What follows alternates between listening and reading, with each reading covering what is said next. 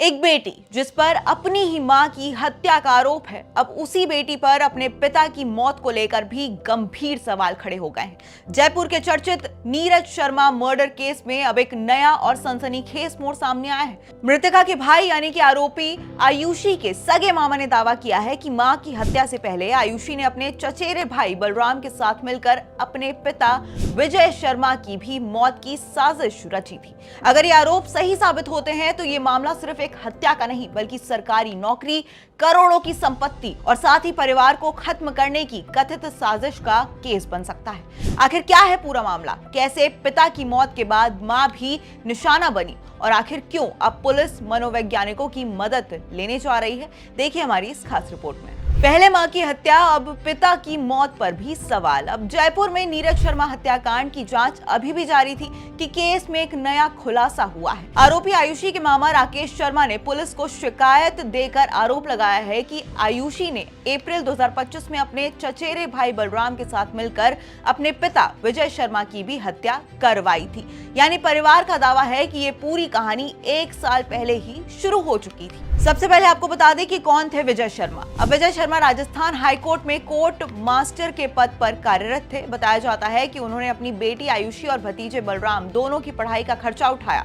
दोनों को LLB करवाई ताकि दोनों वकील बन सके। लेकिन अब उन्हीं 2 लोगों पर उनकी मौत की साजिश रचने का आरोप लग रहा है। मामा ने क्या लगाया आरोप? मृतका नीरज शर्मा के भाई राकेश शर्मा का आरोप है कि विजय शर्मा लंबे समय से बीमार थे और उस दौरान चचेरा भाई बलराम भी उनके घर पर ही रह रहा था।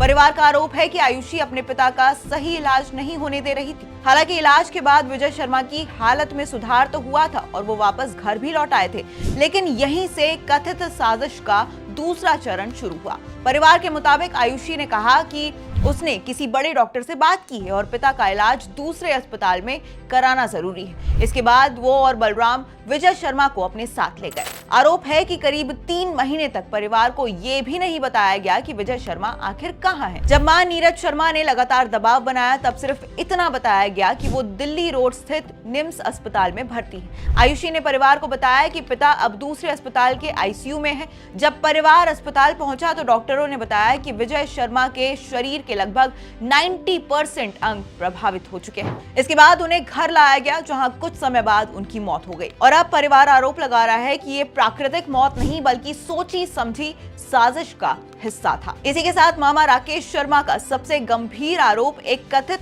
धमकी को लेकर है। उनके मुताबिक एक दिन मां बेटी के बीच विवाद हुआ, तब आयुषी ने कथित तौर पर कहा कि जब पिता की खाने की पाइप निकालकर उन्हें मार दिया तो तुम क्या हो, तुम्हें भी 2 दिन में खत्म कर दूंगी। वहीं परिवार का दावा है कि इस धमकी के बाद नीरज शर्मा इतनी डर गई थी कि उन्होंने अपने WhatsApp स्टेटस पर लिखा था, मेरी जिंदगी सिर्फ 2 दिन की ही बची है। अब पुलिस इस दावे की भी जांच कर रही है। वहीं पुलिस और परिवार दोनों का दावा है कि पूरी साजिश के पीछे सबसे बड़ा कारण सरकारी नौकरी और करोड़ों की संपत्ति थी।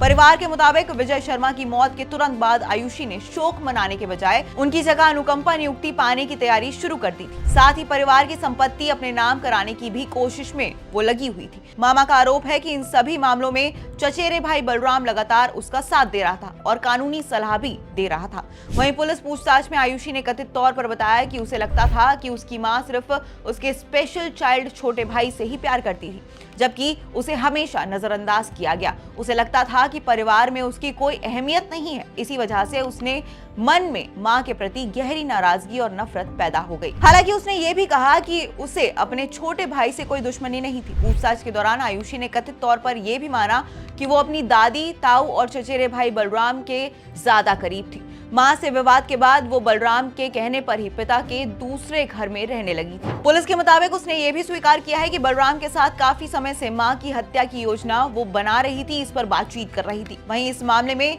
गिरफ्तार आरोपी हेमंत शर्मा ने भी पुलिस को बताया है कि वो हत्या नहीं करना चाहता था, लेकिन आयुषी और बलराम ने उस पर लगातार दबाव बनाया। उसे कहा गया कि पूरी तैयारी हो चुकी है और उसे 7 लाख रुपए भी दिए जाएंगे। वहीं पुलिस अब इन दावों की भी जांच कर रही है। जयपुर पुलिस का कहना है कि आयुषी कानून की छात्रा हैं और इसीलिए वो पूछताछ के दौरान कई बार चुप हो जाती और इसी के साथ बहुत सोच समझकर वो जवाब देती है। डीसीपी रंजीत शर्मा के मुताबिक अब उससे पूछताछ के लिए मनोवैज्ञानिकों की मदद ली जाएगी ताकि उसके व्यवहार और मानसिक स्थिति को बेहतर तरीके से समझा जा सके। इस पूरे मामले का मुख्य आरोपी चचेरा भाई बलराम अभी भी फरार है। उसकी गिरफ्तारी के लिए जयपुर पुलिस लगातार कई जगहों पर छापेमारी कर रही है। साथ ही विजय शर्मा की मौत को लेकर भी मिली गई नई शिकायत की भी अलग से जांच शुरू कर दी गई है। फिलहाल नीरज शर्मा हत्याकांड अब सिर्फ मां की हत्या तक सीमित नहीं रह गया है। अब सवाल पिता की मौत पर भी उठ रहे हैं। क्या वाकई सरकारी नौकरी और संपत्ति के लिए पूरा परिवार खत्म करने की कथित साजिश रची गई थी या फिर इन आरोपों के पीछे कोई और कहानी भी छिपी हुई है? इन